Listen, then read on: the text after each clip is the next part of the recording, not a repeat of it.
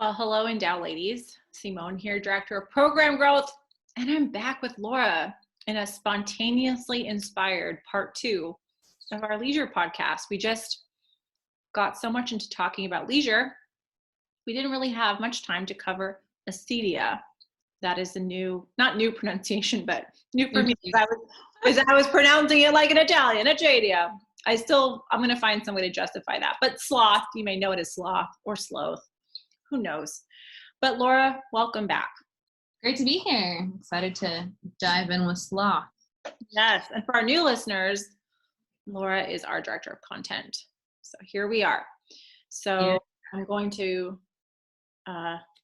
relinquish all power and turn it back to Laura. Not to be dramatic, but to lead us in a mini conversation about acedia, because it is the vice contrary to the virtue of leisure. Yeah, so sometimes we're trying to be virtuous, which, hopefully we are often trying to be virtuous. It's helpful to know the opposite to avoid. So if you want to be more leisurely, then it's like, okay, try to avoid sloth, acedia. So we're going to be using those words interchangeably during this recording. So in case one's more familiar to you than the other, just keep that note.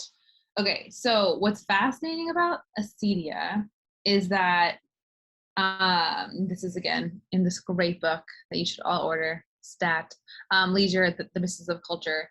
He says in here, in the first place, acedia does not signify idleness. Yes, it's not laziness. That is not how we think of sloth. Right. Pieper. So Pieper is known, this is Joseph Pieper, a little friend here. Often in his books, he takes something that you usually think is one way and then turns it on its head philosophically. So can you help us, Simone, with that? Sloth is not laziness? Yeah, because, and I, hate how personal I get on these podcasts here, but it's hard not to when you're talking about God stuff. But I do suffer from this vice, the acedia. My name is Simone, and I suffer from acedia. But when I say that, people are like, but you do so much, because it's like you're not lazy, you're not lazy. So many things. Many things. But that's right. I'm not lazy, because it's more than just laziness. It's not sloth or acedia. It's not a desire to be lazy or to be a couch monger or to sleep more. At the heart of it, and this is from Egyptian monk Evagrius, who put together these kind of this list of 8 demonic thoughts, which is, we're familiar with the 7 deadly vices. We call them sins, but they're actually vices. That was born out of Evagrius's list. And at the heart of it, it's a demonic work, right? He says the vices are kind of demonic attacks on our humanity, but it's this desire for autonomy. So if you listen to the first podcast on leisure last week, and we're going to talk about, in particular, American culture, its lack of culture because it's lack of creativity, because of its lack of leisure. That is really fueled by kind of one of our American values of individualism and autonomy. And so it's not idleness, but it's even the word acedia is a lack of care. It's a lack of care to reality. And so so I feel like I'm going all over the place here, but there's just so much here. So how is leisure the opposite of acedia? Well, if leisure is the affirmation of reality, which is ultimately the affirmation of God, which is ultimately the affirmation of self, which leads into happiness, which is found in our contemplation of God and our dependence on him and our joy in our relationship with him, well, then acedia is actually the vice of I don't want to affirm reality. I don't want to affirm God. I don't want to affirm myself. I have a lack of care towards reality, and I want to be independent and alone and in charge of my own life. This is very deep stuff. Yeah, and this just some text from he were to back this up, in a word, the man who falls into acedia, he does not want to be as God wants him to be. And that ultimately means that he does not wish to be what he fundamentally is. Acedia is the despair from weakness, which Kierkegaard analyzes the despairing refusal to be oneself. Despairing refusal to be oneself. Right. Metaphysically and theologically, the notion of acedia means that a man does not, in the last resort, give the consent of his will to his own being. That beneath the dynamic activity of his existence, he is still not at one with himself. And in the previous podcast when we recorded about this, we talked about how leisure is the affirmation. It's like living in your own being, like being acquiesce was the word, like with your own self. So acedia is the opposite of that. Right. So just so many connections with what's going on in our culture now, right? Like we're all about like self-acceptance and self-care and like love me and accept me as I am and all this stuff. And we as Christians can hear all that and be like, yeah, I want to be accepted. I want to be loved unconditionally. I want to be embraced. But then we see along with all those values, a culture that is actually doing things against actual affirmation of self, right? We have people mutilating their bodies, you know, to be another gender that they weren't born with, right? Like what's less accepting of self than like mutilating your body? We have the opioid crisis. We have skyrocketing suicide rates. We have the epidemic of loneliness. We have all these things that are screaming out for help. And why? Because we don't have a leisurely culture. We don't have a culture of actual affirmation of self and of God because we've left God out. Right. And Aquinas, again, this is from the last one too, Aquinas talks about how acedia is the sin against the third commandment. Which I think a lot of us were taught back in second grade, like to use the 10 commandments to like examine our conscience before confession. And I think often I would be like, oh yeah, went to mass, sure, move on. Like the third commandment, I didn't ever pause until now. Be like, wait, am I actually living in a way that I'm like putting the Sabbath as holy? Like that's a whole different, you know? Yeah, there's like not the check-box mass, and then there's like true worship, true heart and mind of yours connected with God. And so it really does. I mean, this is my no, go ahead. I mean, go ahead because I could just go off on this. I feel like acedia for me still feels a little bit like abstract. And just now I was thinking, is it a better way or a helpful way of putting it? Is it like spiritual laziness? The same way that leisure is a habit of the mind and spirit, like that attitude. So Aquinas defines acedia as a sadness at the good, a habitual sorrow in front of the good. So that leads to spiritual laziness. It takes, was it R.J. Snell who said this? He wrote a book on this subject that I cannot remember the name of, but highly recommend. You know, it takes a lot of energy to be sad. Mm-hmm. And so what does this like mean to not make it? Because I feel like we are getting way too abstract here. So just make it concrete. Like if I am unwilling, if the heart of sloth is that I only want to love God in so far as it's under my terms and my conditions and my autonomy, right? Like everyone can claim to love God and serve God and be a Christian, but really discipleship is saying that I am subject to his authority and to his church and to a vocation that he has set for me and his designs on my life and his will for my life. Right. So we can all claim to like love God and be Christians, but as long as it fits in, God has to like fit in to like my ideal. Right. But if I'm really, really, as St. Gregory of Nyssa said, like not just seem to be friends with God, but being friends with God, I'm really relinquishing. I am really saying, no, I really in a true way am going to follow a good that is of your making. And so when Aquinas defines sloth as like habitual sorrow in front of the good, it's a good because it's a good not of his own making. It's a good he has chosen, that he has created. And in fact, I don't create myself. I have been made in a particular way. And I can either agree with that. I can either agree with the good, the true, the beautiful that God himself has allowed me to participate in, or I only love it insofar as it's something of my fashioning. Yeah, like the creator creature distinction. Like I'm either I'm acknowledging like I'm a creature and there's a creator, or right. It's exactly or I think that I'm the creator of all things. Yeah, exactly. If I don't get to create it, then I don't want it. And like, how easy is it to fall into that every day? I want to do this, but not that, right? The kids are crying, but I want to be at another somewhere else. I have this project to do at work, but I'd rather work on that project. And I don't want reality to dictate my response. I want my ideas to dictate my response. The ideologies that we fall into every day. I'm not going to talk for a week, but me every day. Here's my idea of what my day should be. And then here's what reality or God is like proposing of me and proposing to me. Right.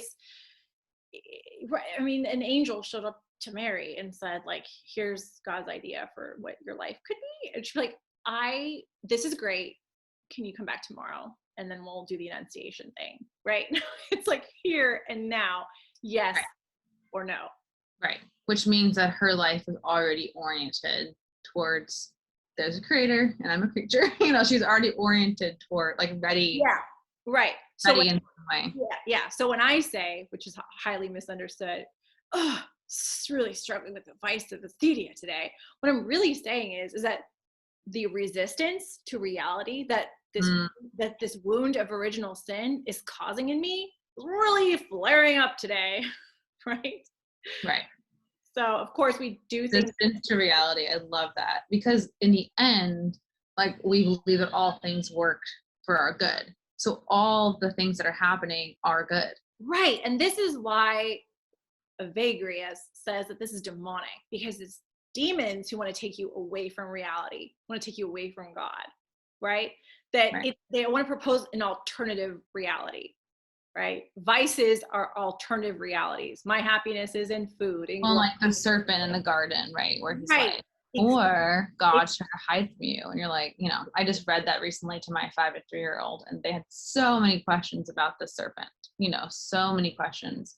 And I think it's helpful sometimes for us to go back to like you're saying, the basics of like what is being, like questioning, like when I'm having this thought that when you're frustrated with your current reality, whether it's big or small, or our current one is like dropping all the popcorn kernels on the kitchen ground, all of them. And you're like, is this real life? Like, do I actually have to pick up all these popcorn kernels? Like, where's my wand? Right. Exactly. But like, that's like, whatever your popcorn kernel is in your life, like that's your present reality. Like you can't, like that is your present reality. And the serpent's kind of like, if you didn't have popcorn, circumstances were different. This is like the subtlety, the trickery, the deception, of the demons, right? That like, oh yeah, if you just didn't have this or that, if you were more organized, your popcorn kernels were higher out of reach than your kid, whatever. Like we do all these like little things sneaking in. Again, that's why it's so effective and so important to like immerse ourselves in the scriptures so we can actually look at our reality. Exactly. And Evagrius would recommend the Psalms to like get us back into reality, but also that this like Christian thing, it can't be half done. You either go to the depths of like, how is the stupid popcorn on the floor for my good? Like you go to the depths of it, because God will answer that. He will. But you have to go to the depths of it, which means you have to have the faith to go to the depths of it. You have to have a certain level of faith to say, God, really? What is this, right? But if you stay on the surface level, or even make the faith an excuse to stay on a superficial relationship with Jesus, like, well, Romans says, St. Paul says God works for my good, so I'm just going to go with that, and not actually engage reality, then we just end up like angry Christians.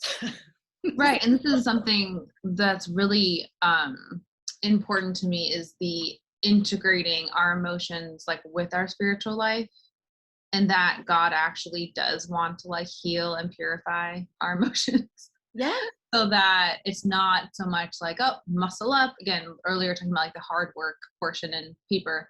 It's not just like, oh, muscle up and get over it and like quote the Bible and move on, stuff that feeling down. It's actually like, notice that feeling, pray with that feeling. You don't have to act on your feeling. Right. You need to, yeah, exactly. And actually integrate that into your, wrestle with it. life. Wrestle with that. Like Christianity is so emotionally demanding, because he says love with your whole heart, mind, soul, and strength, which means that nothing is censored and nothing is to just be excused and just superficially left behind and forgotten. And I think, when I, a sign of my lack of leisure, my discontent is like the complaining of the circumstance for this. And, and my mother, apparently I talk about it a lot on this podcast, she'll just be like, what America lacks? She's talking to me, an American child, contentment, right? And in a way she's saying that it lacks leisure, because a sign of acedia is a lack of contentment, because you're not at peace with yourself. You're not at peace with your reality. You're not at peace with God. And therefore you're not at peace with other people either. Right. And so she'll just, one of her favorite phrases that she just like loves to say to me or to, my friends who are, whatever, complain, is like, time to land, Peter Pan. The fantasies are with the demons. God is in the reality. So, right. And the reality, again, is more beautiful than the fantasies. Yes. The reality, the beauty in the reality is better. I mean, is better. And but not better in a sentimental way.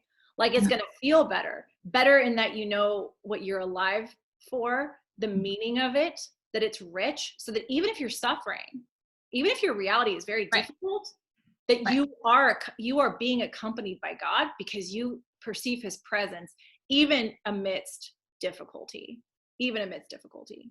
And sometimes because of the difficulty, which is again the scandal of the Christian life. Where it's like, how can say that out loud? That's almost like giving permission to it. But like, in fact, here we are. Right. You mentioned earlier Aquinas' definition, the habitual sorrow towards the good, and I think it's important to talk about for a second. Like, the sorrow is like the choosing the emotion. It's like choosing to, like, sorrow is an emotion. Yeah.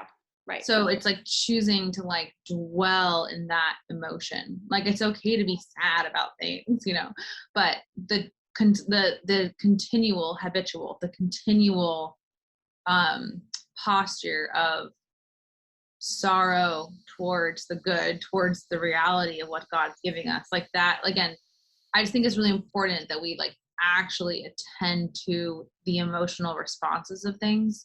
And notice like why are certain things causing me to feel a certain way, and then how does that affect my action? And like habits have to do with action.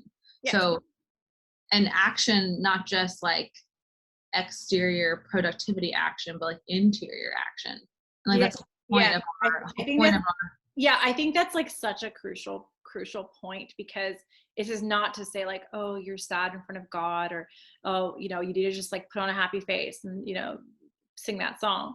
It's not that. It's taking it very seriously. It's diagnosing this illness, because it is an illness. It is a demonic attack. Vice is an illness. It's something that is, you've habituated yourself to it. So it's not helpful to be like, oh, like you are a horrible person, you struggle, I'd just be feeling horrible every day. But more like, okay, then get up and do your prayers, get up, go to mass, get up, call your friend, get up, go wash the dishes, get out of yourself, because at the heart of it is, again, that autonomy, that self-centeredness. So if I can refocus it to the good, then maybe I'm still going to feel sad, or I'm going to feel spiritually lazy, because again, the reason why people think that sloth is just about laziness and spiritually, because it's all related to it, right? And Evagrius puts Acidia in kind of like the middle of interesting. the middle of it, because it's one of those things where the sorrow, the sadness, it's intellectual, like I want to be God, I don't want God to be God, I want to be God, your whole creature creator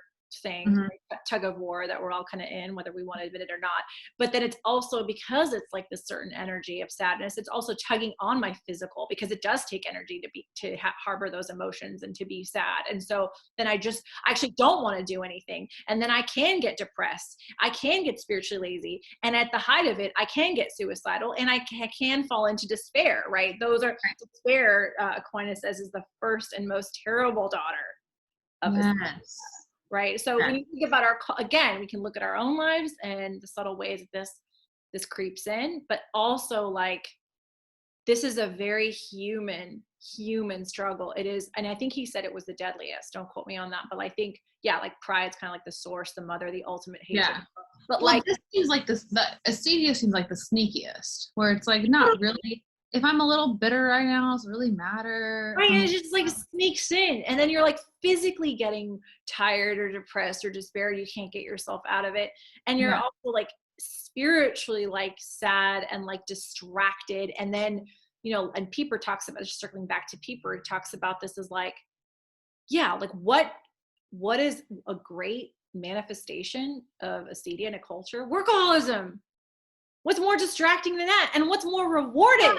What's rewarding? Well, and you mentioned to me a few weeks ago, or maybe months ago, like about being too busy is a sign of acedia. And I was like, what are you talking? Like didn't, and then we talked about it some more, and the reality, like the more busy somebody is, does not, and again, this has to do with like our puritanical work ethic. Busyness does not equal good. Right, but we reward it in this culture. So like, if you want to distract yourself from the gaze of God, what is more rewarding than work? Because everyone rewards you for it, and the church in many ways, right? Oh, look at that church. Look at that church lady. She runs like 15 programs. She runs everything. Or like, look at this mom. She's doing homeschooling plus like all these activities plus has a full-time job plus has a And for some women, they can still maintain leisure and do all those activities. That for me, I'd be like, okay, that would not be good for me. Right. So it's not about this or that or the number, right? Because each woman's capacity, each person's capacity is different, but more like, are we really rewarding things on externals, or are we really trying to seek out prayer and contemplation and holiness, which again, Aquinas again, like contemplation of God and truth is where our ultimate happiness is everything we're doing serving that, the contemplation of God. At the end of the day, if you Jesus face to face, are you going to be comfortable with that? Will you be able to make eye contact? That's okay. Can we make a quick little like landing the plane? Yes, but let's land the plane. I really want to like hear, me, and you my practical tips. Okay, so if I've been listening to the episode and hearing like, oh gosh, like this is something that I definitely need to attend to, like what are the steps towards counteracting acedia? Like what do I do now that I've heard that this reality? Well, get used to saying no to stuff. Order your prayer life. Know that like back to your creature creator thing, like you must have a prayer life. It doesn't, again, 15 minutes a day, 2 hours a day, it has to happen. And then gosh, our culture, like another way this comes in is this, we just do not like to commit. We know, we affirm, especially as Christians, as Catholics, that man finds himself in an authentic gift of self, right? Gaudium et Spes, paragraph 22 or 24, can't remember. John Paul II's like big papal motto, totus tuus is his papal motto, but like his whole like anthropology, it all comes down to human nature and anthropology, and man cannot find himself without a sincere gift of self. Make commitments, make them to your community, get married, right? Get in order, like get there, get thee to an undering, get thee quick, right? We do not like to make commitments. And we need to belong to a people. We need to belong to each other. We don't, I mean, how many people actually register at parishes? Like, right. you need to register, you need to belong to a place. Right. I'm getting like riled up about this because we're so non-committal, and that's kind of acedia. Well, and again, the resistance to reality. What's the other phrase that you use? I had to write down. And like, the reality is like we are like made for each other, like you said. Like we are made to be in community, and we're made like. Yeah. And you said this in last week's podcast about gift, right? That's so key. Father Giussani, founder of Communal Liberation, really talks about this a lot. This like the givenness, the gift, the givenness of reality. And how that is something that, I mean, again, like at least being aware of all the distractions, and the fact that we don't have our attention set on the thing or the things that we're called to. There's so much freedom in those limitations. There's so much freedom and commitment. This is why, monasteries have like, sometimes you don't get to bop around from monastery to monastery, right? The stability thing. And so I hope those are practical enough for you. Those are great. And I was thinking too, like the ultimate goal, or the ultimate litmus test is like, how well is my time outside of prayer actually helping me to pray? Like, is it like I run crazy all day, it's all about me, and then sure, Simone said 50 minutes of prayer, so I'll do 50 minutes and then go back to my crazy life. Like, how is my whole life actually like about leisure? There's another. Yeah, at a certain point in my spiritual life, even my prayer time was not leisurely, because it was, I remember my spiritual director, because I'm like, I got the Bible, I got the catechism, I got a little Francis de Sales, I got my rosary, got my chapel, and he's just like, okay. Right. Like maybe one or two, because put the rest away. This is not about like the achievement, the earning God's like, not this. This is about contemplation, relationship. So get rid of anything that's not feeding into that relationship, not distracting you, because I love nothing more than godly and holy distractions, right? Right. Well, things that look good, but ultimately not going to lead you to know Jesus better, and for him to know you better. Yes. And for you to know yourself better. Religious consumerism, retail therapy in a religious form. So sneaky. The demons will use that too. The other quote I really wanted to like just mention about leisure in general is I follow Laura Vanderkam. She's a mother of 5 and a productivity.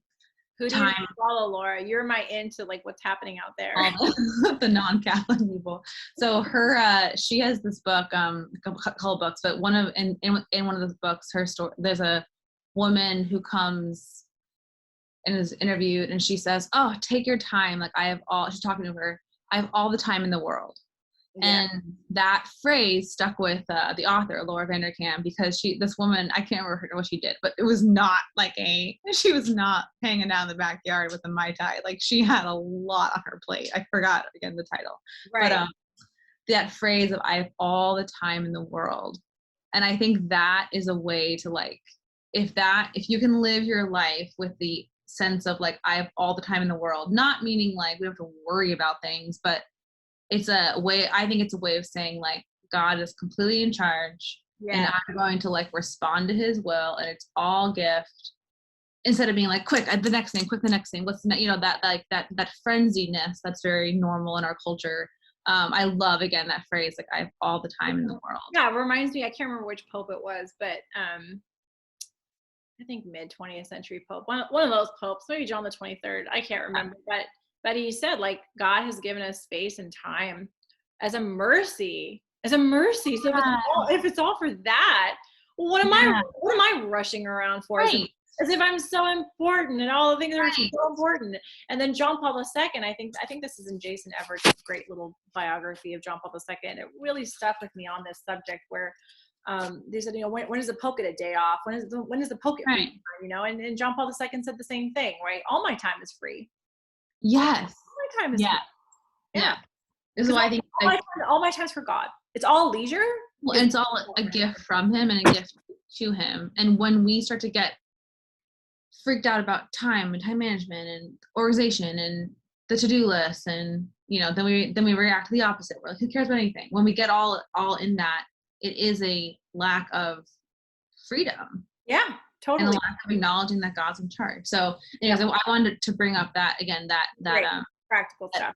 Yeah, just to help us really live out leisure.